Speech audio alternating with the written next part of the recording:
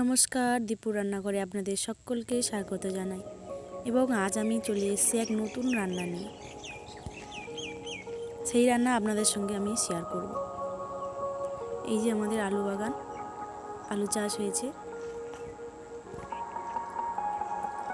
আমি যাচ্ছি একটা কলা পাতা কাটতে। আমাদের মাঠে চাষ হবে, তাই জল ফেলা হচ্ছে।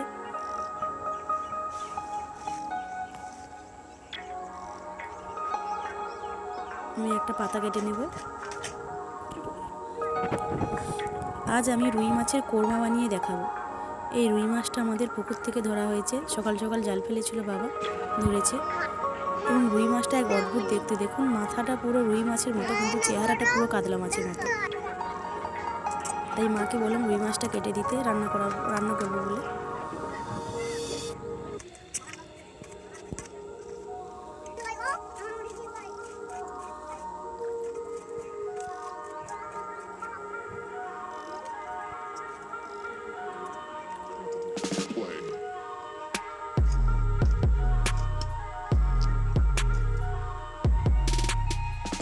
মা মাছটা কেটে নিচ্ছে।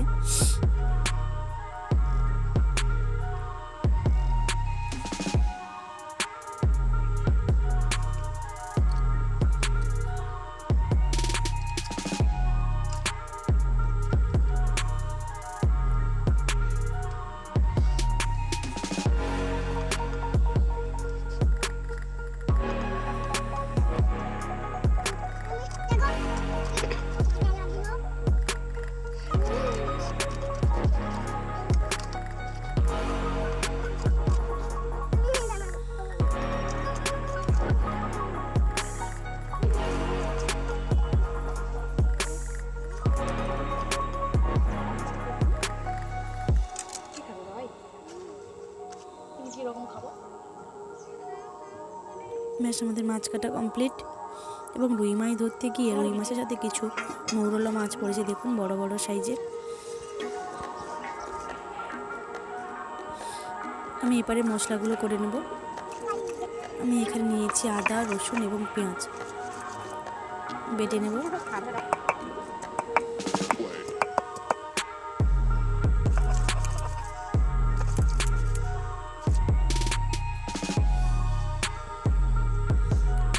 আমি পেঁয়াজটা আধা বাটা করে বাটবো, খুব মিহি করে বাটবো না।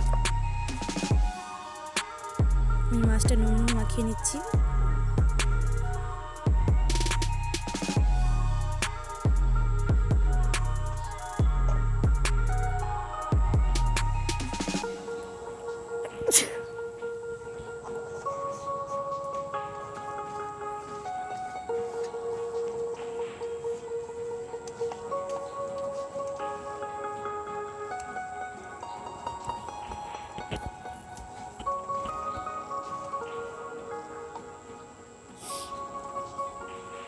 মাছটা ভালো করে নুন মাখানো হয়ে গেছে। এরপর আমি কড়াই বসিয়ে দিয়েছি, তেল দিয়ে দিচ্ছি। মাছটা ভাজবো, হালকা করে ভাজবো মাছটা, খুব বেশি ভাজবো না। খুব বেশি ভাজলে মাছটা খেতে ভালো লাগবে না।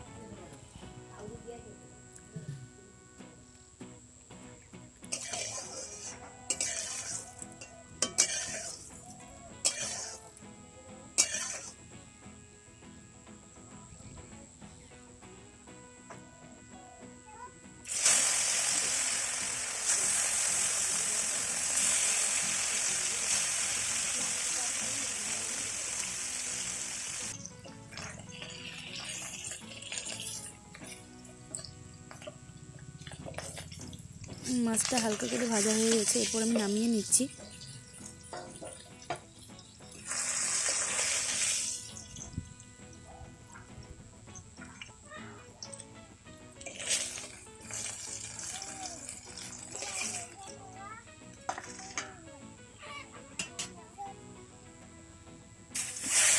বাকি মাছগুলো আমি দিয়ে দিচ্ছি।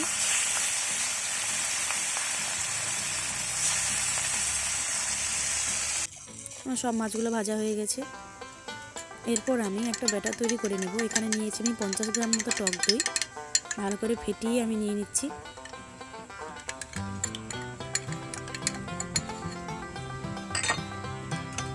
1 চামচ আদা বাটা,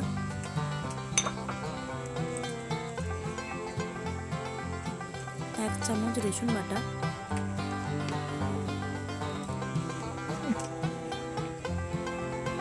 পরিমাণ মতো লঙ্কার গুঁড়ো, আপনারা যে যেরকম ঝাল খান সেভাবেই দেবেন,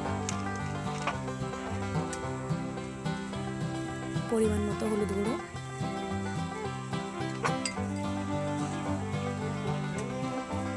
আদা বাটা, পেঁয়াজ,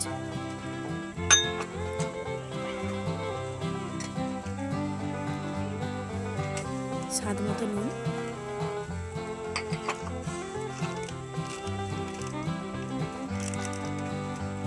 গরম মশলার গুঁড়ো,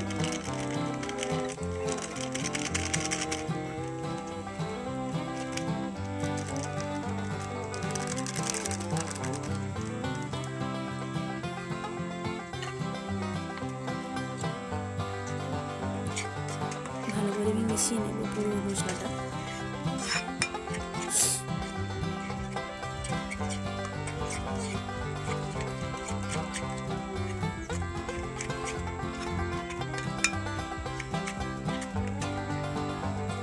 আমি অল্প জল দিয়ে মশলাটা ভালো করে মেশাবো।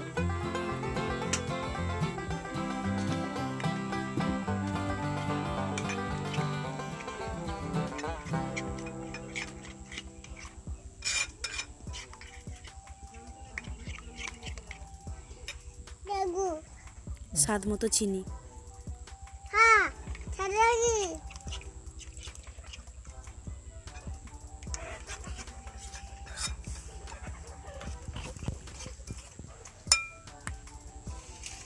এরপর আমি ভেজে রাখা মাছগুলো এর মধ্যে দিয়ে ভালো করে মিশিয়ে নেব।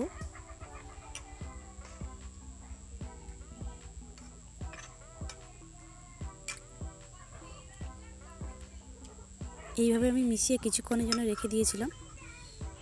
ভালো করে উপর থেকে মিশিয়ে দিচ্ছি মাথাটা, মাছের মাথাটা।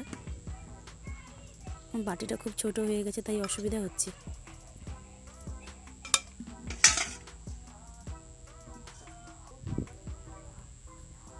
এরপর আমি সর্ষের তেল দিয়ে দিচ্ছি,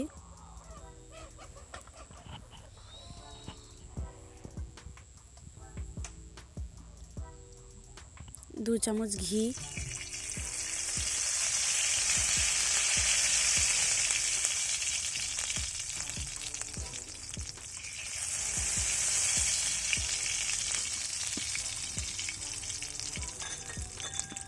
এই ঘিটা বাড়ির বানানো ঘি, গরুর দুধের। এতে দিয়ে দিচ্ছি আমি পেঁয়াজ কুচি,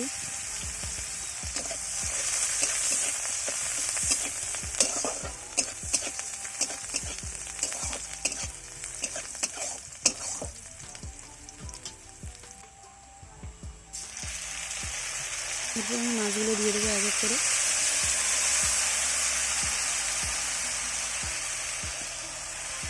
মাছগুলো দিয়ে আমি নাড়বো না, আমি ঢাকা দিয়ে দেবো।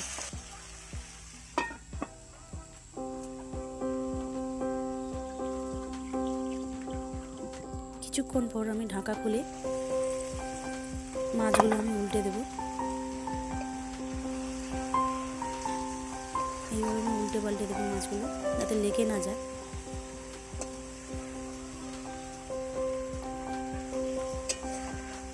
এই রান্নাটা খুব বেশি জ্বালানিতে রান্না করা যাবে না, তাতে পুড়ে যেতে পারে। হালকা হালকা জ্বালানি দিয়ে রান্না করতে হবে।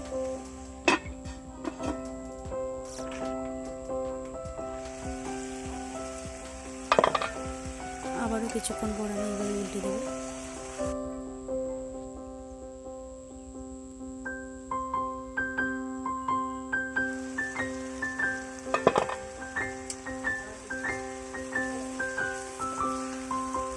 খেয়াল রাখতে হবে মাছগুলো এক এক করে উল্টাতে হবে যাতে ভেঙে না যায়। মাছটা হালকা ভাজা ছিল তো তাই। এইভাবে সমস্ত মশলা কষানো হয়ে গেছে। এরপর আমি জল দিয়ে দিচ্ছি।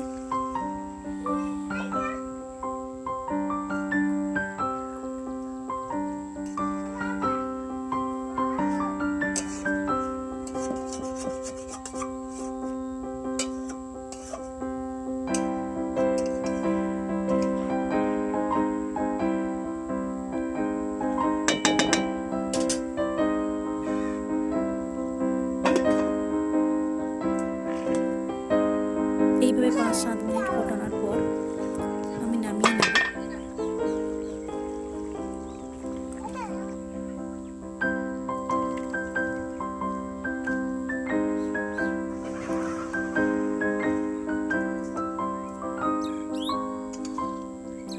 রান্না কমপ্লিট।